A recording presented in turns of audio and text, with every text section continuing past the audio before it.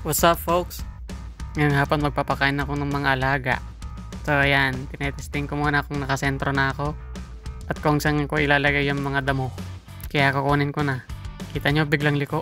Op, andito ulit ako. Hindi pala, pakakawalan ko muna sila bago ko ilagay yung mga damo. Iipunin ko muna sila. Ayan, napakawalan ko na. Kukunin ko na talaga yung damo. Baka ibang damo yung iniisip nyo ha. Ito yon, nakasakong damo.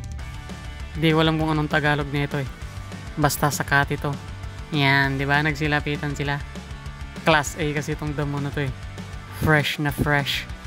Ayan na yung mga alaga. Mga tupa at kambing. Medyo nag-uunan sila kasi baka maubusan sila. Pero madami yan. So yun, nakita ko yung yung bulog, hindi pala napakawalan. Pati yung may sungay na kambing. Kaya pupuntan ko sila at pagkakawalan. Oops, tingin muna sa camera. Okay, let's go. So, eto na isa. Yung may sungay.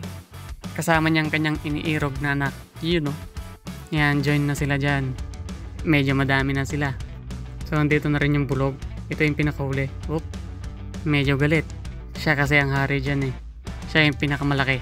Kaya, babalik ako at ibubuhos ko lahat ng damo. Di ba kasi naibuhos lahat eh. Nagulat ako nung nangyari to. Diba? Binalibag niya yung maliit. Kawawa naman yung bata. Madamot kasi ito sa pagkain eh. Buti na lang hindi umiyak yung bata. Baka pag umiyak yan, ginarga ko pa. Medyo malabo yung kuha ng video. Against the light kasi. Ayun yung araw oh. Dapat sa kabila ko nilagay yung cellphone. Pero dyan na yan eh. Di dyan na yan. At least alam ko na. So hanggang ngayon, binubuhos ko pa yung mga damo. Medyo madami yan eh. Kahit malit yung lalagyan yan. Hindi na kasi umuulan kaya hirap na tumubo yung mga damo. At biglang sinuwag niya ulit yung isa. Tumambling siya. Gago talaga yung bulog namin. Kaya simula ngayon, ibebenta na namin yan. Kung sino yung may gusto, kunin nyo dito. Oops, papogi muna. Yan. Kumakain na sila. So, hintayin ko na lang matapos bago ko sila iyapon. Tsaka maaga pa. Kaya hindi pa pwede. Pag medyo madilim na, tsaka ko sila iuwi. Walang gustong lumapit sa bulog namin eh. Sira ulo kasi. Biglang sumuwag. Lalo na itong mga tupa.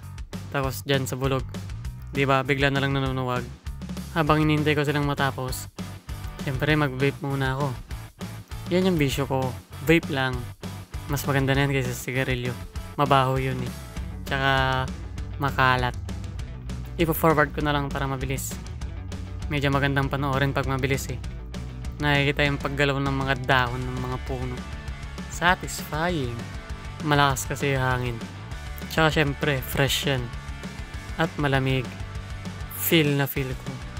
Tapos bibigyan ko sila ng tubig. Baka kasi mabulunan sila eh. Bihira lang uminom tong mga to eh. Buti hindi sila nade-dehydrate. Hindi rin sila naliligo. So ito yung mga natira, yung mga tupa. Nagsibaklasan na mga kambing. Ang linaw ng kuha dito eh. Hindi kasi against the light. Diba? Ang ganda ng quality ng video. Mali kasi pinaglagyan ko ng camera eh. Papakita ko pa lang to. Si Tingig. Yan. Yan si Tingig. Parang na-stroke yung leg. Etong isa. Etong si Agnas. Yan. Makita niyo yung mukha niya. Parang na-Agnas. Nawawala yung mga puti-puti. Medyo scary yung mukha niya. Hindi ko alam kung ba't nagkaganyan yan. Hindi siguro nagpapaderma. Tatagal kaya yan. Kumakain naman siya oh. Kaso minsan matamlay yan. Introvert pa. Eto naman yung pinakahuling may panganak. Yung mga baytenga. Buti pa to malusog. Singlusog ko. Siyempre medyo paggabi na. Kaya isa-isahin ko na silang iuwi. Ang ating first runner up ay itong bulog. Yan. Magulo yan eh. Siyempre susunod ko tong may anak. Ito yung kambing na nag-iisang may sungay. Pero yung anak niya wala pang sungay. Next, tong maliit. Yan, medyo mabagal siya maglakad. Maliit kasi mga binti niya eh. Ito ulit, maliit din to. Hindi sila magkapatid ha. Magka-height lang sila. Next, tong brown. Medyo mahaba kasi tali niyan eh. Yan, siya yan. Yung anak niyan may sungay. So, yun yung mga tinatali ko. Yung mga kambing. Yung mga tupa, galayan mga yan eh. Ito, gala din to. Ang pinagkaiban lang kasi, yung mga tupa sama-sama. Ito mga kambing kanya-kanya. Wala silang pakialam sa mga kasama nila.